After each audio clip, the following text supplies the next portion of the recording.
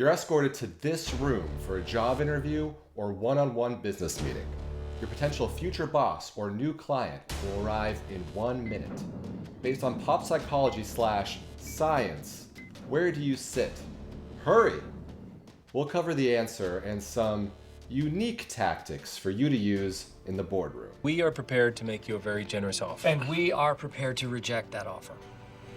Michael, you haven't even heard. Never accept their first offer. What is your second offer? We're basing all of this on the scant research available, expert advice, and a healthy dose of common sense. It's armchair pop psychology that can make even Malcolm Gladwell blush. Okay, back to the room. I did not. Oh, hi, Mark. No, the business room. You have a few seconds left to choose a seat. Where do you sit? The answer is... move it and sit in the green chair.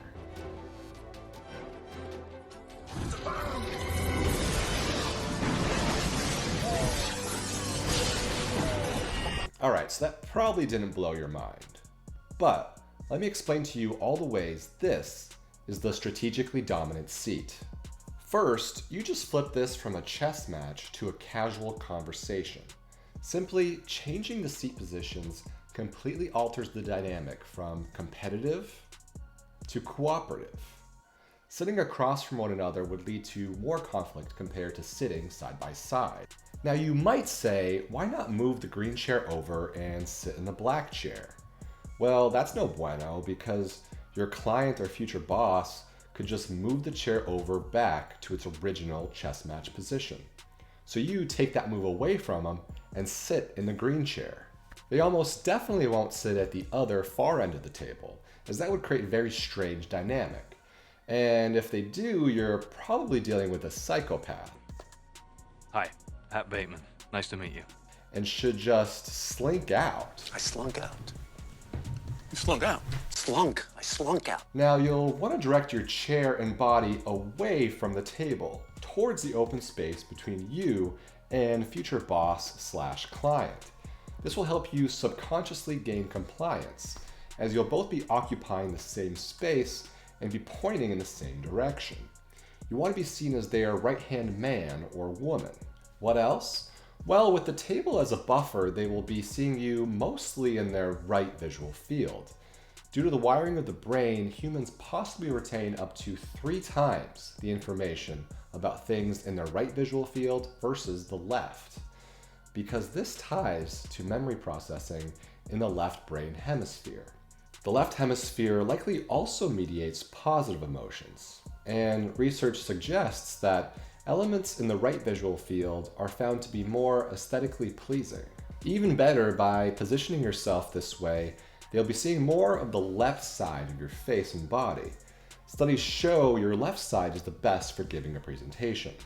This is because it's mediated by the right hemisphere of the brain, which is more responsible for emotions and is naturally more expressive. This likely explains the general left hemifacial bias in portraiture. One prominent study by Acosta found that 90% of images of the crucifixion display the left side of Jesus' face. What's more, you're putting yourself at the head of the table. It's the power seat, screams head of the boardroom. It's a bold move, and fortune favors the bold. Now onto those unique tactics.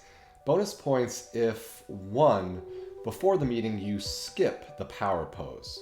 For the uninitiated, a power pose is a life hack where you hold a Wonder Woman or Superman pose for a minute or 2, and afterwards you supposedly increase testosterone, decrease cortisol, and generally feel more powerful.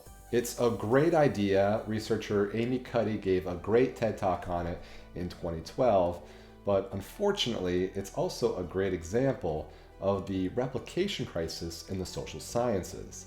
It's most likely ineffective. That said, if it works for you as a placebo, then Just do it! Number 2 is more for business meetings or negotiations than job interviews. Bring hot coffee and pastries. This has at least 4 advantages, all supported by research. 2A, you're offering an unprompted favor. Even unsolicited, reciprocity is one of Robert Cialdini's 6 principles of persuasion. It works. 2B, it's a natural way to mirror each other's body language. Drinking and or eating together is an effective bonding activity, allowing for mimicry of nonverbal behavior. 2C, holding a warm beverage results in friendlier behavior. The brain's insular cortex processes the tactile feeling of hot temperature and simultaneously activates feelings of interpersonal warmth. Coffee? And 2D, coffee and or pastries raise glucose levels, which can dampen aggressive behavior. According to Lakshmi Balahandra, the consumption of glucose enhances complex brain activities, bolstering self-control and regulating prejudice and aggressive behaviors. So 4 fantastic reasons to bring sugar and caffeine to the party. Worst that can happen is I can spill some on my $3,000 suit. Come on! Come on! 3. After you move the green chair into place, but before they enter the room, organize the other chairs and clean up those pesky cords. If they see disorder in the room, they could unfairly associate that chaos with you. Plus, if they just so happen to walk in on you tidying up, that might look favorably on you for being proactive. Hang on. Why don't you let your new assistant take all this down? Wow, you were gung-ho. 4. Learn magic. What's this? A stuffy office meeting? Well, maybe it's time for a little office magic. What's office magic? Nothing says professional like busting out magic in a business meeting. Why should we believe in you? For the same reason you should believe that a $100 bill is no more than 100 pennies. 5. After checking the coast is clear, you adjust the elevation of the chairs so that yours is slightly higher than theirs. It's not fair, but neither is height discrimination. Keep it subtle, as any difference greater than a few inches will cause them to raise their seat.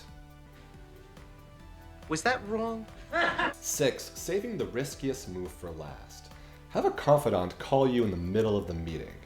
This is such an alpha move, inspired really by 5'4" Adam Schefter pulling this off on live TV multiple times. And everybody's waiting to see the terms of the deal. Someone's calling you. Am I allowed to take it or not? You do what you want to do. Hold on a second, I gotta take this. Hold on. Wait. You want to turn his mic off. Mic off. Mic off. Not a hot mic. Not a hot mic. Okay. Not a hot mic. Not a hot mic. Can you call him back? Thank you. What are we doing? Okay, so Le'Veon Bell, ready? Yeah. Hold on. Right. Hold on. All right. Well, look, I've been here 36 years. I thought I'd never say it. ESPN, come on, man. Come on! And a broader learning around framing. When I first showed this image on where to sit, most people would just pick one of the 2 chairs as presented. The lesson? There's almost always more than one way to skin a cat. Chairs move. Don't fall for false dichotomies. Oh wait, there are 7 chairs. Don't fall for false heptacotomies. Heptacotomies. That sounds really dumb. Jeez. Oh, sorry, I have to take this. Konnichiwa. Watashi no kabusu betunu. Ikageni shite. Please subscribe, and you gotta ring that bell to see future videos. Thank you so much for watching. Hey. The guy in the $4,000 suit is holding the elevator, but the guy doesn't make that in 3 months. Come on!